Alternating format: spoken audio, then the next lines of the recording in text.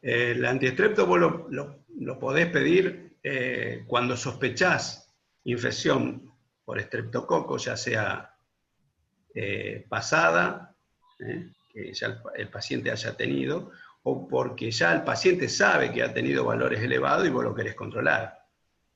Pero si vos tenés una firme sospecha de que el paciente tuvo un cuadro de tipo estreptocóxico, entonces vos podés pedir la antiestreptolicina. Dale, perfecto. Por supuesto, tenés que esperar unos días. Por ejemplo, después de una infección, podés esperar 3 semanas para ver si elevó el tenor de antiestreptolicina. Dale, perfecto. Gracias, profe. Y después para controlar. Profe, ¿en qué momento iniciamos el tratamiento? ¿El tratamiento de qué tipo? ¿Para qué? En eritematopuctasia, por ejemplo. Y en el momento que tenés ya la firme convicción de que el paciente requiere antibiótico. Gracias. Vos, cuando el paciente ya presenta síntomas, ya pasó por el periodo de estado, por el periodo de incubación, y está en el periodo de estado. Entonces, si ya tiene fiebre, eritema en la faringe, o en las amígdalas, o placas, secreción en las amígdalas o en la faringe, ya estás habilitado para decidir una terapia con antibióticos. Ojo que no es solamente la penicilina la que es efectiva contra el estreptococo. El beta-hemolítico tiene una particularidad que hasta ahora no ha generado resistencia a casi ningún antibiótico a los cuales es sensible. O sea que vos lo podés tratar con una dosis adecuada de amoxicilina, con algún inhibidor de beta-lactamasas, como puede ser con sulbactam o con tabulánico. Lo podés tratar con cefalosporinas de primera, como la cefalexina. Lo podés tratar con penicilina. Podés tratarlo con macrólidos, como la claritromicina o la citromicina. Profe, tengo una duda respecto a la intubación, porque en el video era re claro respecto a que si pensábamos que iba a durar más de 3 días en alguna obstrucción laringea, debíamos hacer la traqueotomía. ¿Eso es solamente cuando la laringe no está permeable? Porque la verdad que no me quedó claro, y tuvimos una discusión en el grupo de estudio respecto a que si era solamente en ese tipo de patologías, cuándo habría que hacer la traqueotomía, si no, en otros casos. Daniela, ¿estás conectada? Sí, acá estoy, Marito. Digamos, tenés algunos criterios para traqueostomizar al paciente. Uno de los criterios es la intubación prolongada, obviamente, por todas las secuelas laringeas y traqueales que puede dejar la intubación prolongada.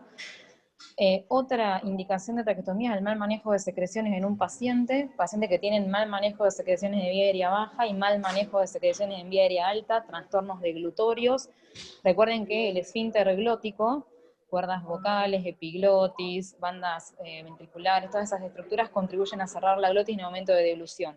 Un paciente que haya tenido un traumatismo de cráneo y tenga alterada la funcionalidad laringea, un paciente que por X motivo tenga un trastorno deglutorio y empiece con procesos de broncoaspiraciones, necesitamos sí o sí algún mecanismo como para proteger de la vía aérea, y es otra indicación de realización de traqueostomía.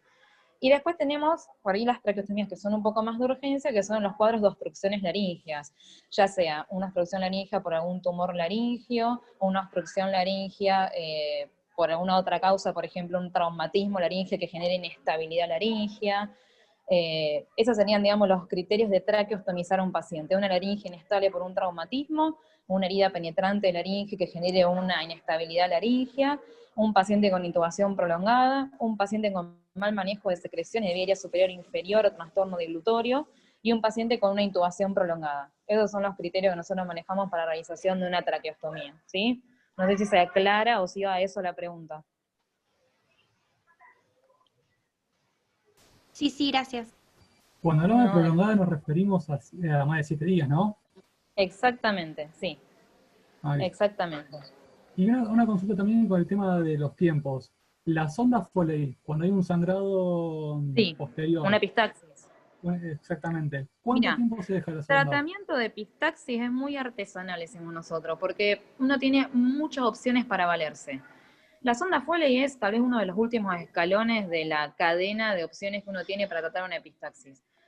Poner una sonda Foley a un paciente en la nariz implica un procedimiento que es agresivo, es traumático para el paciente, por lo tanto lo vas a reservar para epistaxis importantes. Ante cuadros graves, muchas veces los tratamientos son tratamientos agresivos.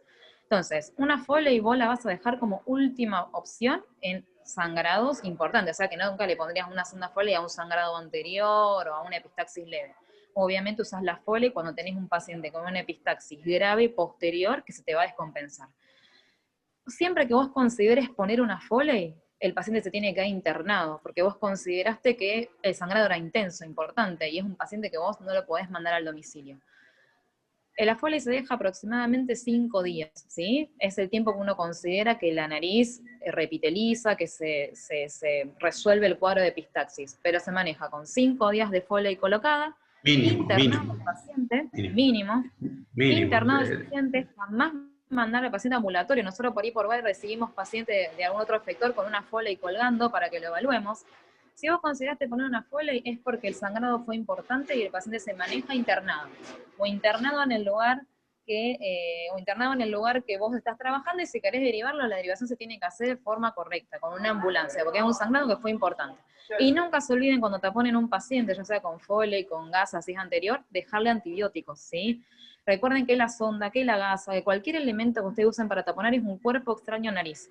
Entonces nunca se olviden de cubrir a ese paciente con antibióticos. Amoxicilina clavulánico, si el taponaje es anterior y el paciente se va a ir de alta por boca, o AMS, ampisulbactans, endovenoso, si es que el paciente se queda internado porque le pusimos una Foley, ¿sí?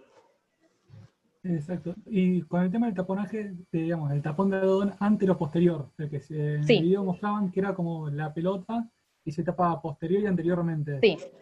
¿Vos pensás que todo sangrado, el sangrado que sea, hasta un sangrado carotidio, lo frenás comprimiendo?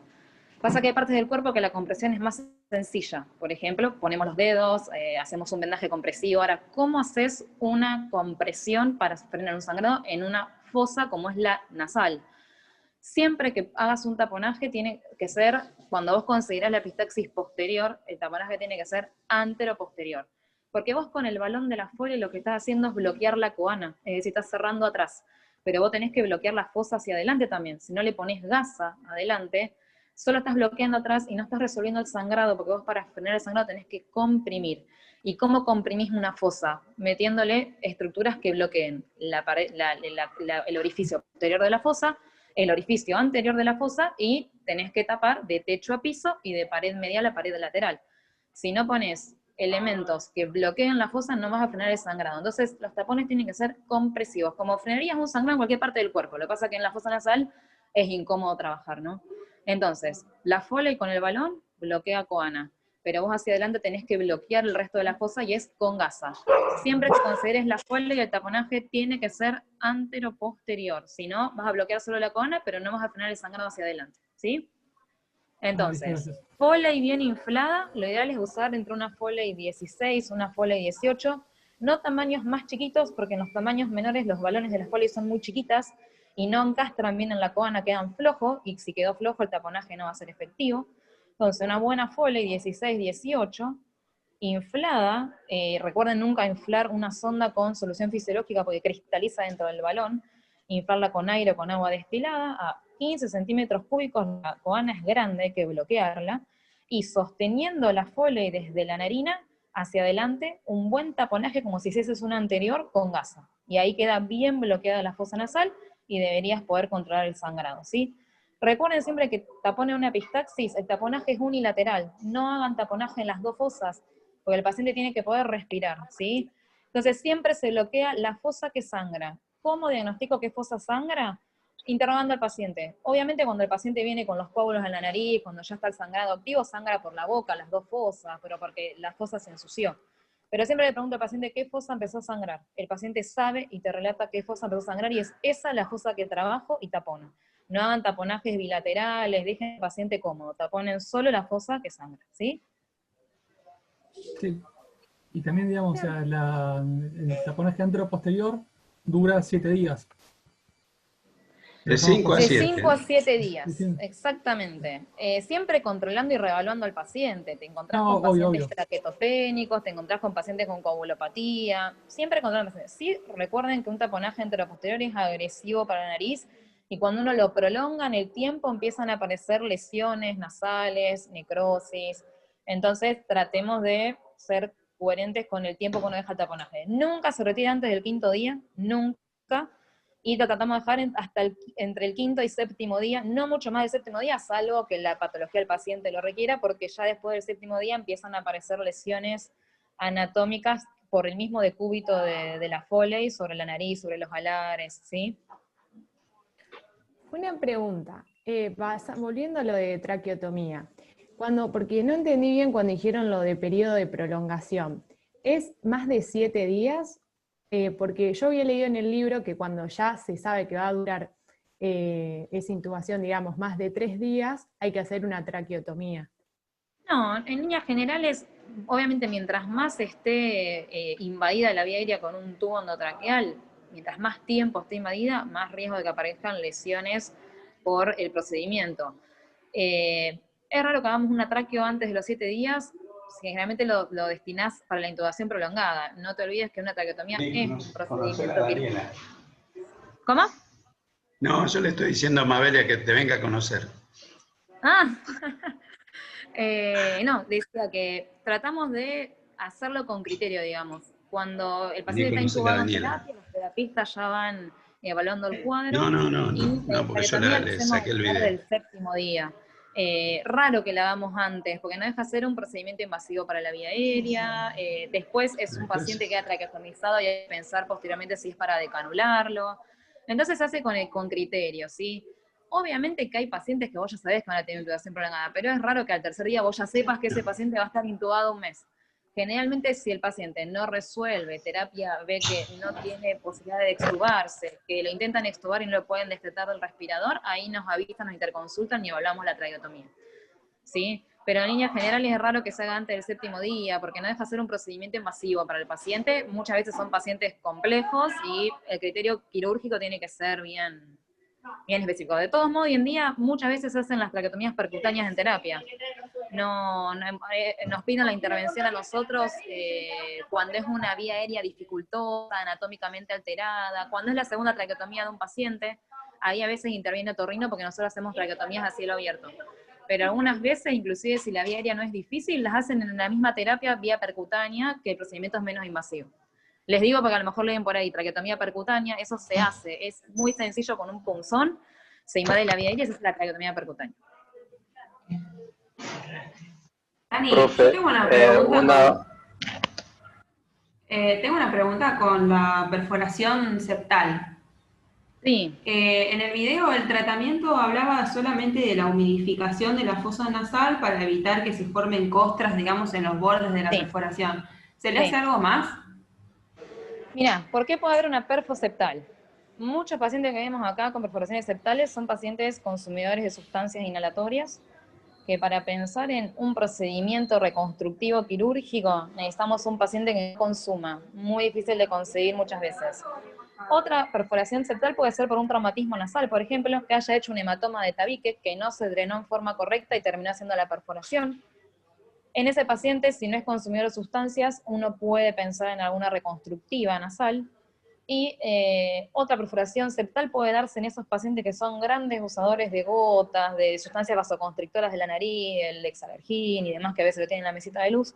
Está el traumatismo vasoconstrictor que genera sobre el tabique en algunos pacientes que pueden hacer la perfoseptal. Perfoseptales tenés de todos tamaños, de todos tipos, anteriores, posteriores. ¿Qué clínica le da al paciente? Si son perforaciones chicas y muy anteriores, el paciente le molesta porque sienten silbido nasal, respiran y sienten el chiflido. Eso puede ser motivo de consulta.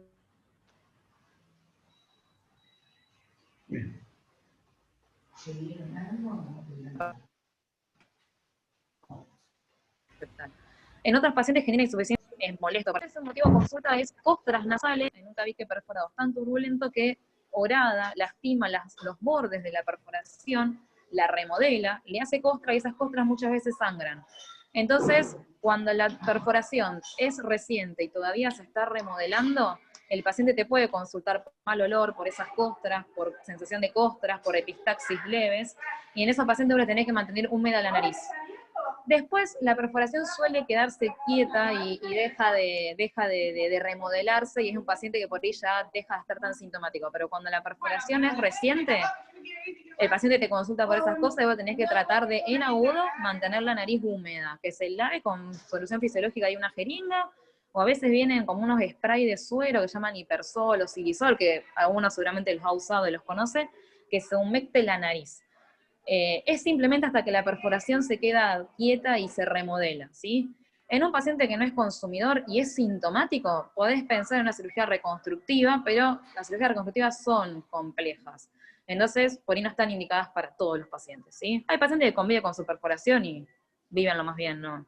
Pero en líneas generales, en inicios, lo ideal es que se humecte la nariz y no tenga la nariz tan seca. Y obviamente suspenderle las gotas, si están gotas y demás. ¿Cuál era la duda que tenía esta niña? Sí, además de la humidificación había algún otro tratamiento, claro. Tratamiento, y después vienen unas prótesis que son los tapones, los botones de silicona. Hay pacientes que tienen una perforación inactiva, como dijo la doctora, que no está horadándose o no está con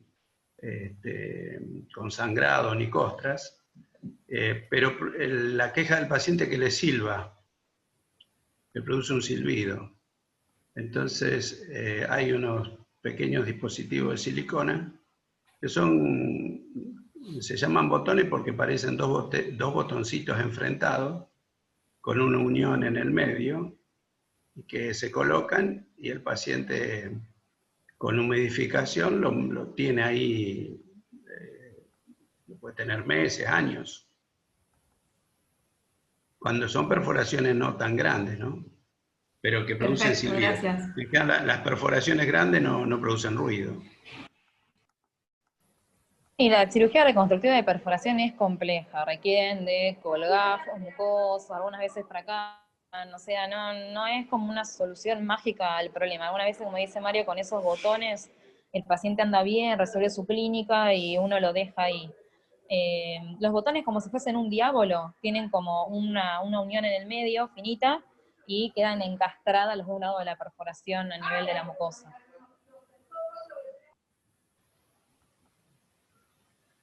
Buenísimo, súper claro, gracias.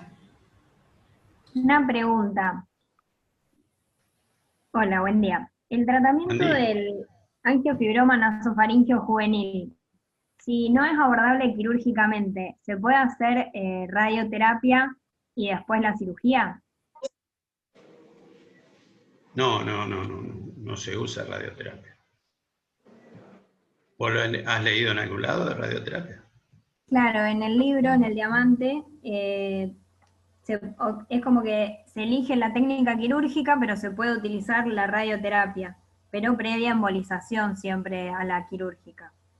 No, la embolización es una cosa, radioterapia es otra. Sí, o sea, se hacía la embolización previa a la cirugía. Sí, eso está bien.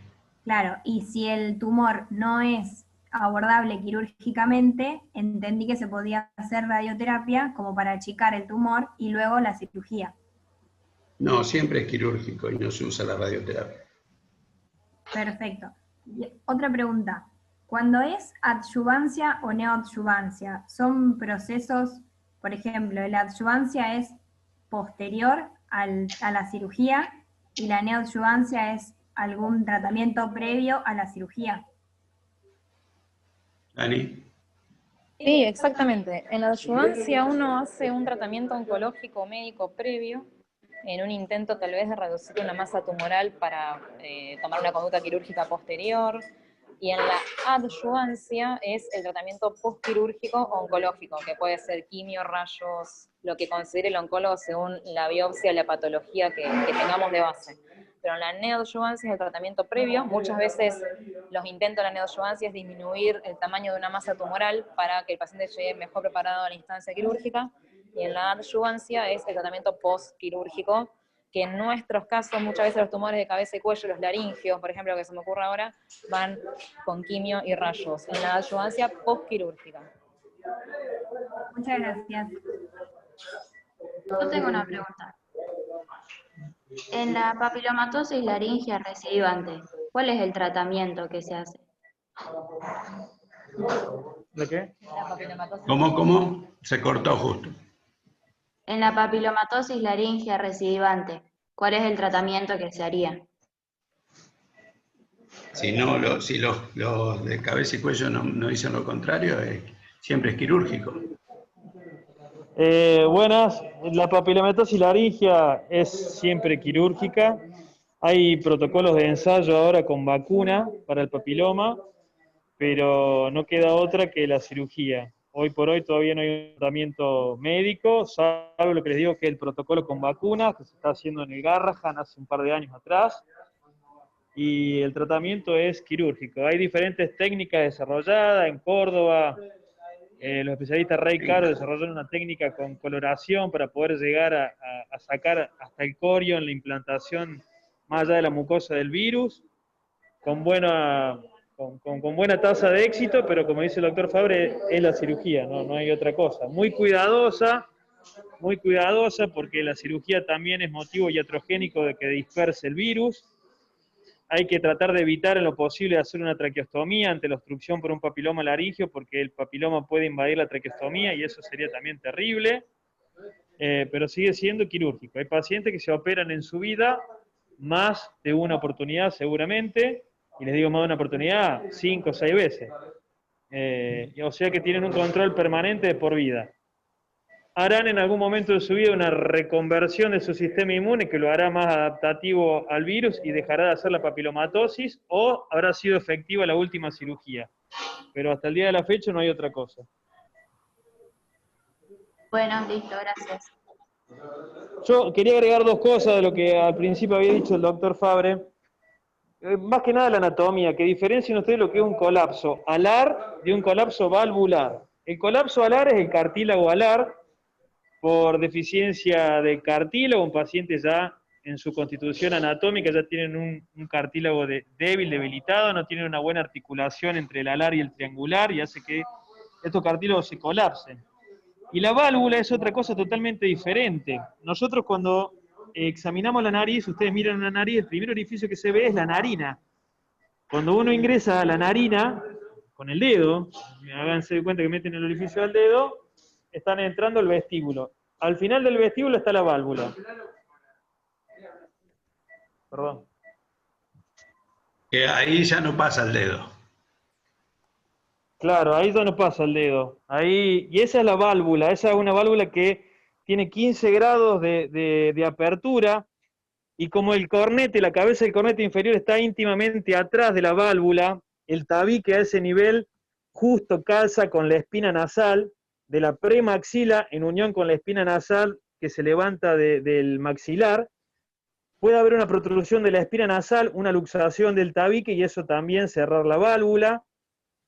O puede haber un colapso alar que también colabora en el cierre de la válvula. O sea que cualquiera de esas 3 estructuras, la unión entre el alar y el triangular, una desviación del tabique, una hipertrofia del cornete, pueden ser anatómicamente causa de colapso de la válvula. Y lo más frecuente lo que vemos es lo que dice el doctor, un traumatismo. Ustedes vienen un paciente que tuvo un traumatismo facial, hace una lesión de la nariz con sinequias, con obstrucción, con estenosis de la válvula, y eso es lo que le genera la mayor dificultad respiratoria en la inspiración al paciente. Y después otra cosa que quería agregar, que preguntaron varias cosas de la antistreptolicina y del hisopado y demás, ustedes tienen que pararse como si estuvieran en la guardia, porque el otorrino muchas veces ve estos pacientes cuando ya tiene complicaciones, cuando hace flemones o cuando hace faringitis crónica y el paciente consulta al especialista. Pero ustedes que ni bien se reciban van a estar en una guardia, es muy frecuente la faringoamigdalitis. Entonces ustedes tienen que pensar lo que dijo el doctor. ¿Cuál es la clínica del paciente? ¿Yo veo una angina roja o veo una angina blanca? Si veo una angina roja y el cuadro ha sido bastante abrupto, con fiebre alta, un decaimiento importante, una odinodifagia marcada, pienso que quizás puede ser una angina roja por estreptococo. Entonces la clínica ya me habilita a mí a tratar con la penicilina al paciente o con los derivados de la penicilina, como dijo el doctor. Si tengo a disposición un test rápido de estreptococo, le voy a pedir el test rápido. Si tengo a disposición el hisopado, le voy a pedir el hisopado. la antiestreptolicina ahí no tiene significancia porque me va a estar marcando infección por después de 2 semanas y hasta 4 meses. Entonces, en el momento de atención al paciente, la antiestreptolicina no sirve para nada. Sirve si nosotros queremos investigar, pasado eso, si el paciente tuvo un contacto con el estreptococo previo a 4 meses para atrás. Entonces, inicialmente, como dijo el doctor, la clínica es una angina roja de inicio abrupto, y la angina roja viral, ya sea por cualquier virus, por un adenovirus, por un Coxsackie, por un coronavirus, por el virus que sea, tiene mucha más complicación de la mucosa de la vía respiratoria en general. El paciente tiene mucha más rinorrea, agrega conjuntivitis, agrega la laringitis, agrega traqueitis. O sea que inicialmente es un paciente que viene con mucha producción de fluidos en la vía respiratoria. A diferencia de la odinodifagia y el estreptococo, es una angina más seca, si se quiere, con fiebre, malestar general. Entonces nosotros tenemos que tratar de diferenciar con la clínica y darnos cuenta si vamos a hacer antibiótico o no, pero viendo al paciente clínicamente. Perdón un poquito, que no se olviden del exudado faríngeo rápido y el otro. Ahí. Claro, el test rápido, que nos va a decir si aglutina o no aglutina para estreptococo, y el exudado, que va a tardar unos días. No podemos esperar el exudado si pensamos que es un paciente que tiene una angina estreptocócica. Hay que tratarla. Entendeu? Mostrando assim, todo mundo que tá lá cheio de máscara por coronavírus. Chicos, hay alguien que está con el micrófono abierto.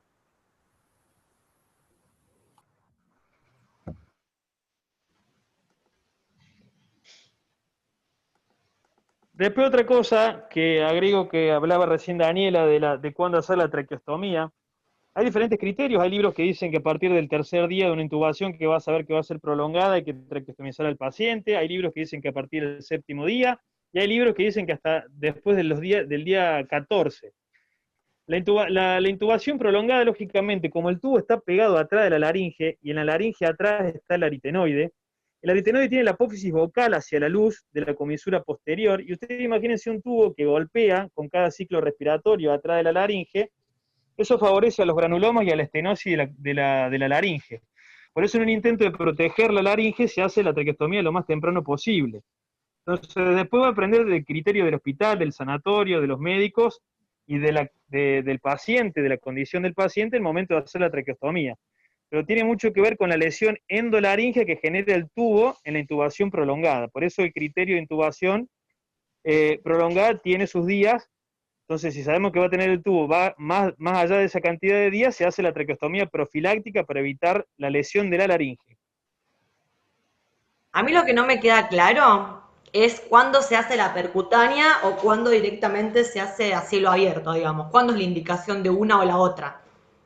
No, que la percutánea la hace el terapista cuando no tiene complicaciones el paciente, cuando no hay una ingurgitación de venas yugulares, cuando no ha sido traqueostomizado previamente, y es una técnica que está en desarrollo, lleva un par de años, y que la están haciendo los terapistas, ni siquiera la hacemos nosotros los otorrinos. Nosotros hacemos la traqueostomía convencional. Hoy en día van a ver que cada vez se intenta, digamos, hacer procedimientos cada vez más complejos en los pacientes. Son pacientes que estamos hablando, muchas veces son críticos y muchas veces se benefician de procedimientos menos invasivos con una cirugía a cielo abierto. Todo lo que es percutáneo son procedimientos que nosotros los cirujanos antes los hacíamos a cielo abierto y ahora se hacen con menos invasivismo. Van a ver que algunas veces los imagenólogos, los terapistas hacen gastrostomías percutáneas, ahora están ganando territorio en lo que es la traqueotomía percutánea. No es que está indicado en un paciente por sobre otro, sino que muchos pacientes se benefician de esos procedimientos que son menos invasivos que una traqueotomía con incisión del cuello, porque se hacen con punzones, en la cabecera de la terapia sin necesidad de trasladarlo mucho al paciente. Sí, no hay una indicación, digamos, de una por sobre otra. Sí pasa muchas veces que cuando el paciente se complica, tenemos que ir al procedimiento a cielo abierto y terminan interconsultando a nosotros para que hagamos nosotros la traqueotomía. ¿En qué pacientes los terapistas no hacen la percutánea? Cuando es una segunda incisión, pacientes que ya tuvieron traqueostomía previa, entonces no está indicada realización de percutánea en un segundo tiempo de traqueostomía, o pacientes que tienen un cuello anatómicamente muy complejo, ellos primero les hacen ecografías de los cuellos, los estudian un poquito, y si ven que el cuello es complicado desde el punto de vista anatómico, es mejor ir a la incisión a cielo abierto.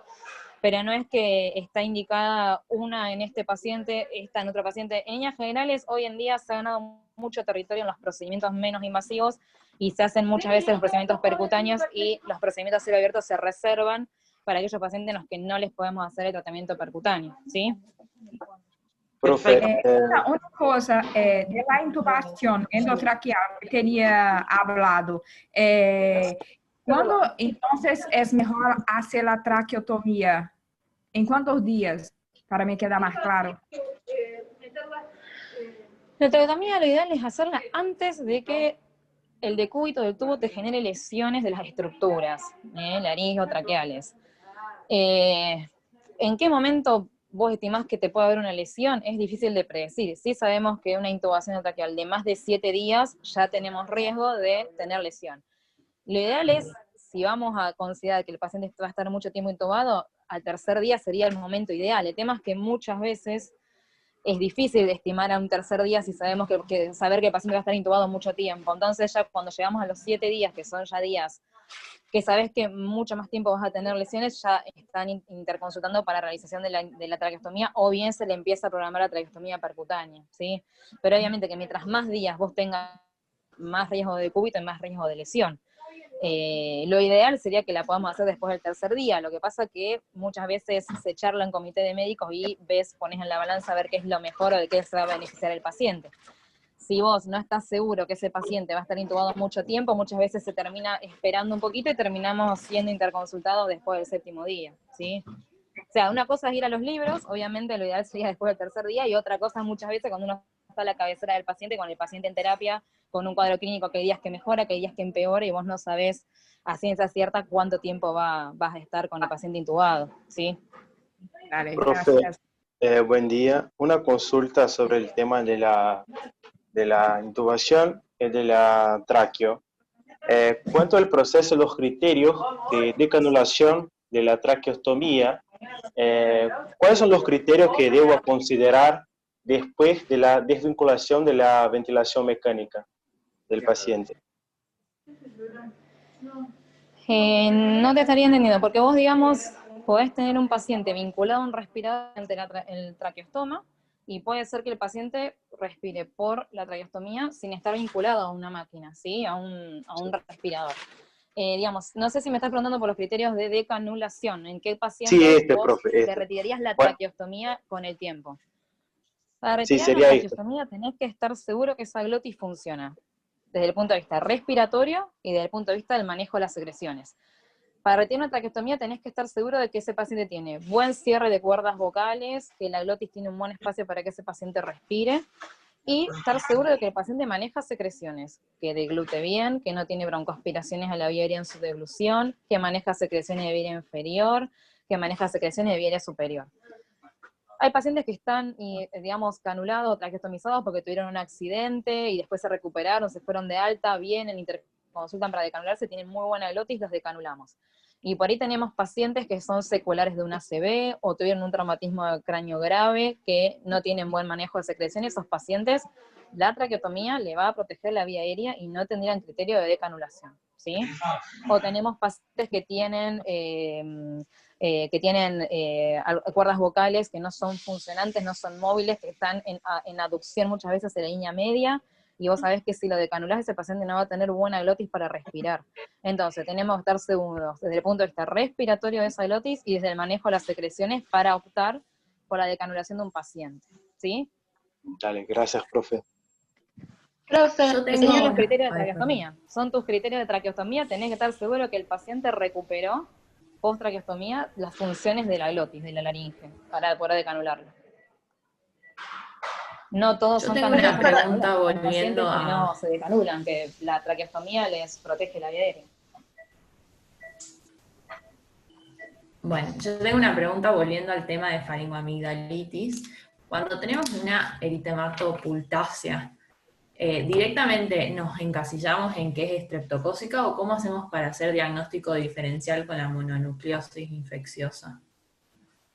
Generalmente la mononucleosis infecciosa cursa con muchas adenopatías y en todo el cuerpo, incluso con una hepatoesplenomegalia.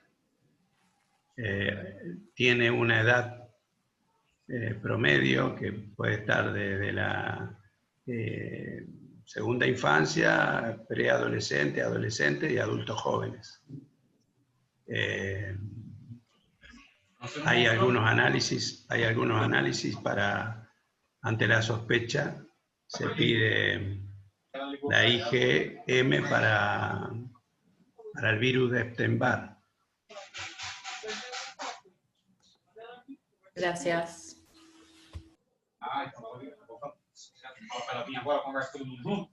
Profesor, buen día. Yo tengo una duda con respecto al tratamiento de los pólipos nasales. ¿Cuándo le indicarías corticoides y cuándo la polipectomía? La polipectomía es un tratamiento que es un tratamiento paliativo. O sea, ninguna cirugía va a curar la poliposis. Entonces, lo que hace la cirugía es permeabilizar, limpiar las cavidades etmoidales de pólipos, cavidades nasales y etmoidales de pólipos, lo que va a permitir después un tratamiento más eficaz con sprays o terapias locales con corticoides.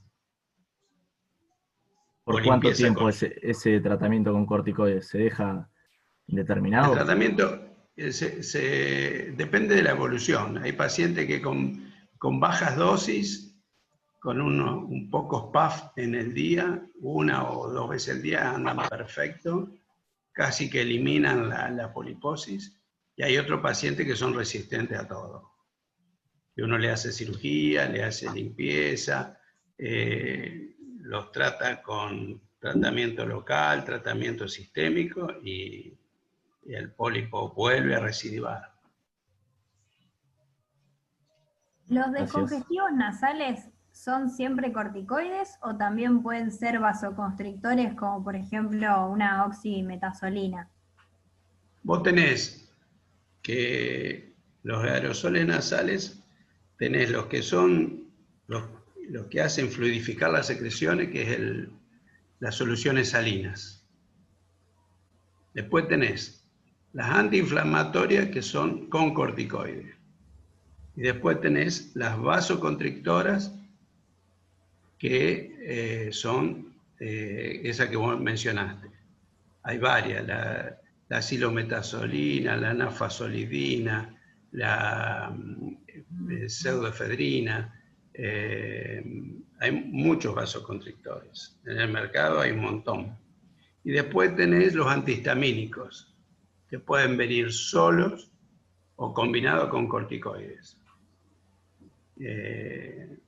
Los antihistamínicos en spray, acá en el mercado argentino hay uno solo, que es la celastina, pero en otros países, fundamentalmente en Europa, hay muchos antihistamínicos locales para la nariz. La función del antihistamínico es disminuir la rinorrea y la picazón, el estornudo. Claro. Entonces, si el paciente no tiene una inflamación, no le daríamos corticoides inhalados y elegiríamos otro tipo de descongestivo nasal. Los corticoides inhalatorios están sobreindicados actualmente. Y uno, con asombro, uno ve que usan mucho más de lo que se necesita, fundamentalmente en población pediátrica. E o corticoide tem seus efeitos. Então, deixa eu falar. Eu falei com o Guilherme agora. Daí o Guilherme me falou agora que eles já foi comprada a passagem, só que eles não falaram para o senhor Andrés ainda. ¿Puedes apagar el micrófono? Chicos, ¿hay alguien con el micrófono abierto? Bien, entonces, profe, depende el paciente y depende el caso si voy a utilizar alguna solución salina para fluidificar, si es, por ejemplo, si tiene alergia a algún antihistamínico por la picazón, la clínica, o si tiene... Siempre el suero fisiológico acompaña a casi todos los procedimientos o tratamientos endonasales. ¿Por qué? Porque al fluidificar el moco nasal, permite mejor el transporte ciliar. Entonces, si nosotros tenemos un postquirúrgico, le vamos a dar lavajes con suero fisiológico. Si tenemos un paciente que tiene una rinitis de tipo alérgica, le decimos que se lave varias veces al día, así libra de los alergenos a la nariz. Si tiene una mucorrea purulenta, le decimos que se ayude a despedir las secreciones con suero fisiológico. O sea que el suero fisiológico es como si fuera una lágrima artificial, pero para la nariz.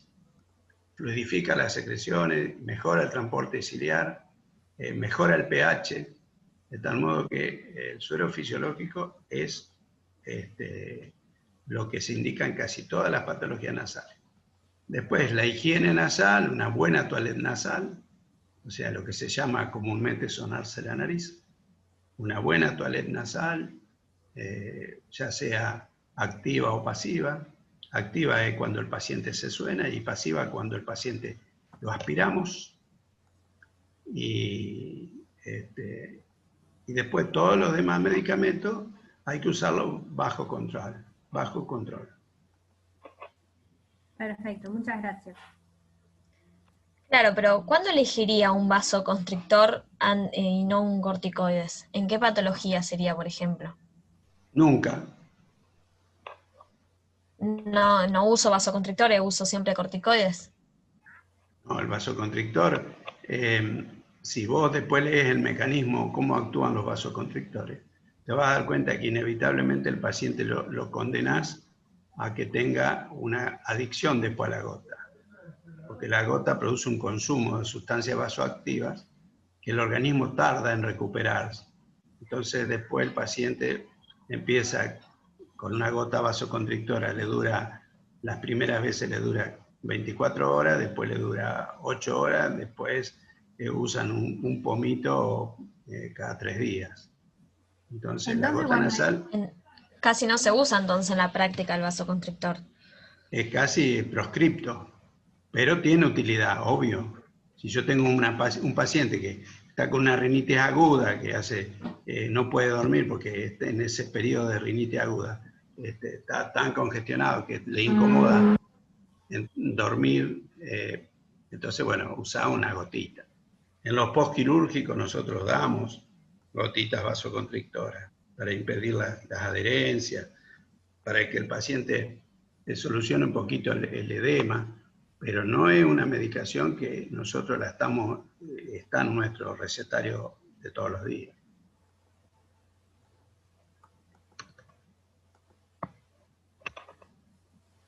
Hola, buen día. Yo tengo una pregunta en relación a faringoamigdalitis en paciente pediátrico. O sea, un paciente pediátrico con una angina roja.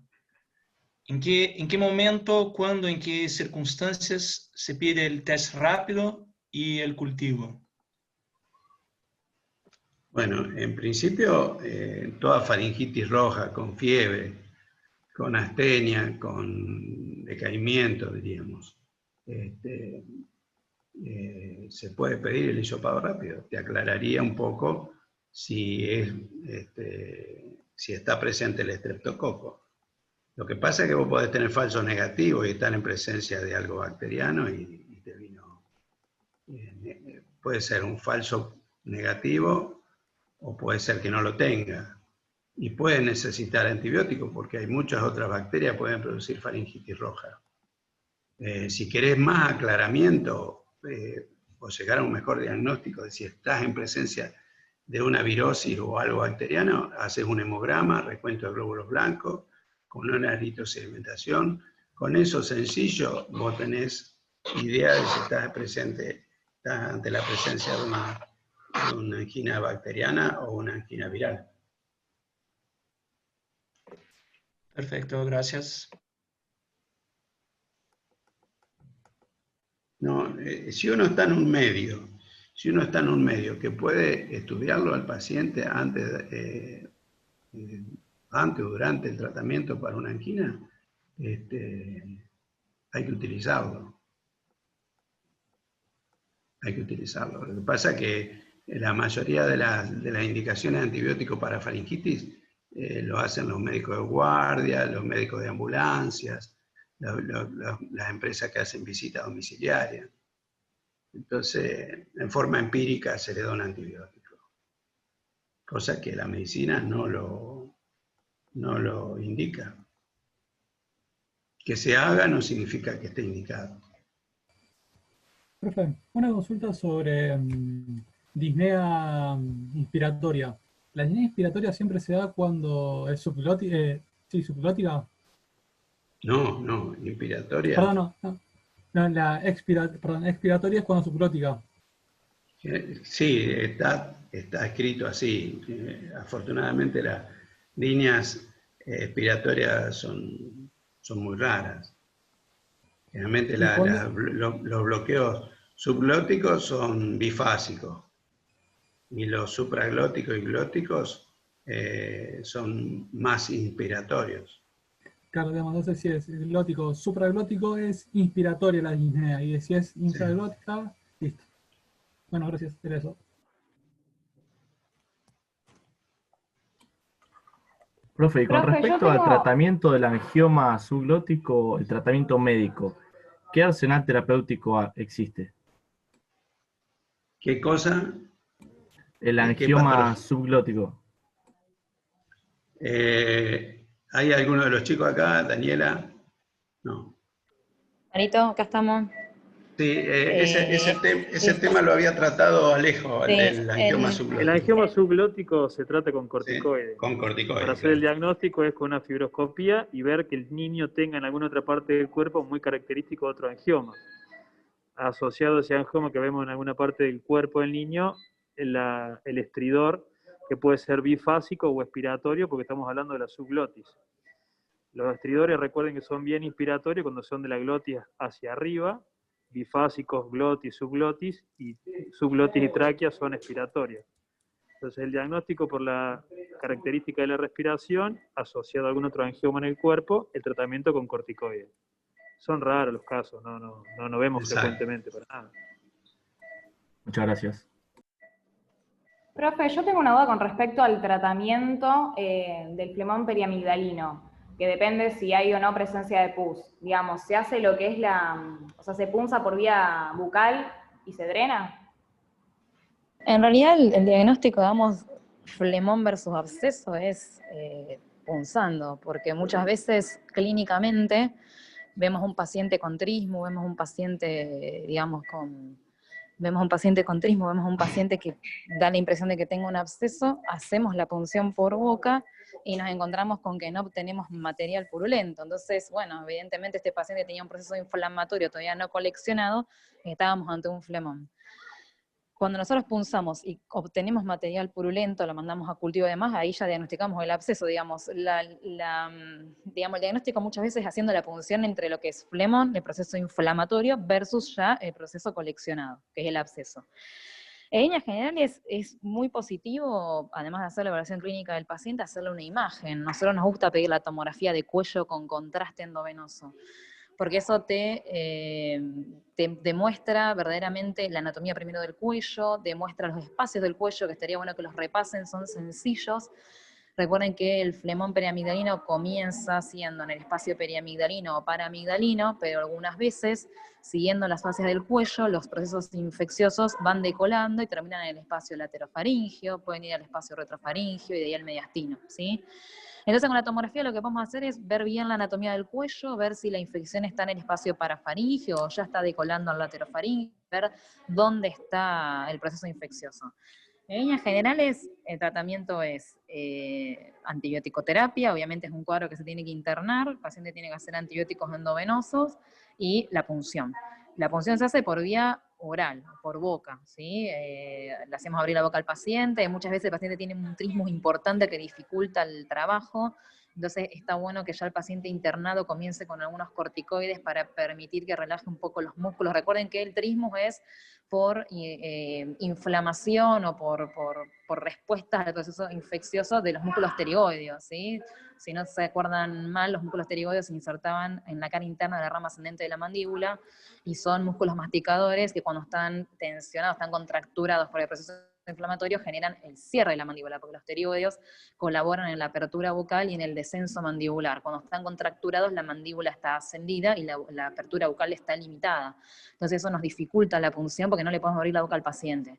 Lo dejamos internado, arrancamos la antibiótico-terapia, si se puede se le hace la imagen, la tomografía de cuello con contraste, y una vez que el paciente con los corticoides, con el inicio del tratamiento antibiótico puede abrir la boca, se explora la cavidad bucal.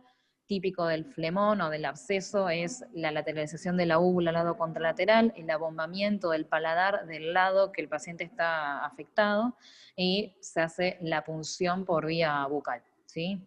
Es una práctica, eso sí es algo que vemos frecuentemente en la práctica nuestra, en la urgencia, por lo menos los que hacemos más guardia. Perfecto, muchas gracias. No, de nada. Chicos, vamos a ir terminando. ¿Alguien tiene más preguntas? Yo tengo una última pregunta. En los tumores de oro e hipofaringe, leí que podría ser metástasis en pulmón. ¿Se pide una tomografía de cabeza, Sí. cuello y tórax para calificar? Sí. Un paciente con un tumor, vos los tumores, vemos tumores de boca, son más frecuentes los que vemos por ahí en nuestra sala, los tumores de laringe. Los más frecuentes son los tumores glóticos, los que comprometen en las cuerdas vocales. Recuerden, los factores de riesgo era el paciente tabaquista, está muy ligado al tabaquismo, y el etilismo interviene como un factor que aumenta la toxicidad del tabaquismo. No es por sí mismo el etilismo un factor de riesgo, pero sí potencia los efectos nocivos del tabaquismo. Nosotros, por lo menos en el hospital, tal vez no es algo que se da tanto en el medio privado, pero en el hospital sí es algo que lo vemos bastante frecuentemente, los tumores glóticos. Después están los tumores supralóticos y los tumores subglóticos son muy raros. En líneas generales tienden a ser metástasis en primera línea a nivel de cadenas ganglionares yugulares. Es muy frecuente que comprometan a la cadena ganglionar 2, 3 y 4, yugulares a nivel cervical, y de ahí el sitio de metástasis es pulmón. Es muy raro ver una metástasis hepática por un tumor de orofaringe, hipofaringe, laringio.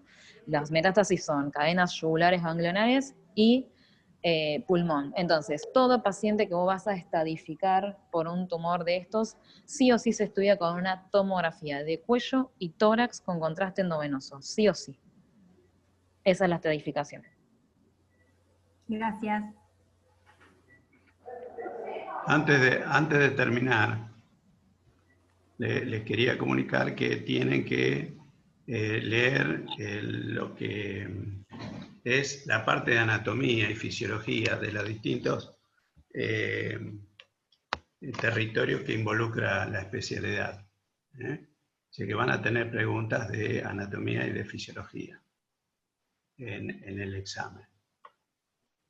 Perfecto. Profe, ¿hay recuperatorio de oftalmo y otorrino? Sí, hay. Ok. Profe, Bueno. una consulta. De mañana. ¿Cómo? ¿Cómo va a ser mañana? ¿Se va a ter por MET también? ¿Vamos a conectar por MET o solo directamente a las preguntas? No se van a conectar con una persona. Ustedes van a tener a las 8 hasta las 8:10, 8:10 como tolerancia para entrar a hacer el parcial. Y bueno, ahí el sistema le va tirando las preguntas, se la van respondiendo. Es un minuto por pregunta. Y se aprueba con el 60%. Todas las preguntas son multiple choice. Profe, ¿es a las 8 o a las 9? Porque en el sistema, en comunidades, está a las 9:30 el de otorrino y 10:30 el de oftalmo. Bueno, yo tenía, en el programa inicial estaba a las 8 de la mañana, pero si el área de informática les comunicó que es a las 9:30, será a las 9:30. Eso ustedes estén atentos por el hecho de que eso va a salir en el día de hoy. Nosotros hacemos las correcciones de las preguntas y ya queda todo para habilitar mañana el sistema. Profe, por eso, una pregunta por ese mismo tema, porque ahí dice el horario, no recuerdo qué materia, pero en uno dice a las 9 y después en las letras gris claras dice a las 10. Es decir, como que no concuerdan los dos horarios. Bueno, no importa. Ustedes estén atentos que mañana a la mañana, durante el curso de la mañana, el sistema les va a informar en qué horario va a ser. ¿Va a haber revisión de las preguntas del parcial una vez terminado? No. Creo que no, después se verá. Por eso hicimos todas las preguntas múltiple choice. Las preguntas son como las otras que eran escritas, más o menos como las que eran escritas. Sí, con la única diferencia que no haya desarrollar. Nosotros siempre, en el sistema anterior, hacíamos un 70% de múltiple choice y un 30% a desarrollar. Acá van a ser todas múltiple choice. Dale. Bueno. Bueno, profe, yo soy Micaela del Centro de Estudiantes. Entonces, ingresamos entonces a la hora que nos dice el sistema, el campus. Sí, eso, ya te digo, nosotros nos dijeron que era a las 8 de la mañana, pero bueno. Bueno, si usted de última, durante el día se puede comunicar con la cátedra de informática y me quiere confirmar a mí, yo después le digo a mis compañeros. Buenísimo, Micaela. Vale, bueno. Y o a la otra chica por la clase. O a la otra chica del centro estudiante. Sí, puede ser por mail a Laura o conmigo, Micaela, por celular. Por WhatsApp. Listo. Vale. Bueno, gracias. Chau, chau. Gracias, profe. Gracias. Gracias, profe. No, por favor. Gracias, profe. Hasta luego.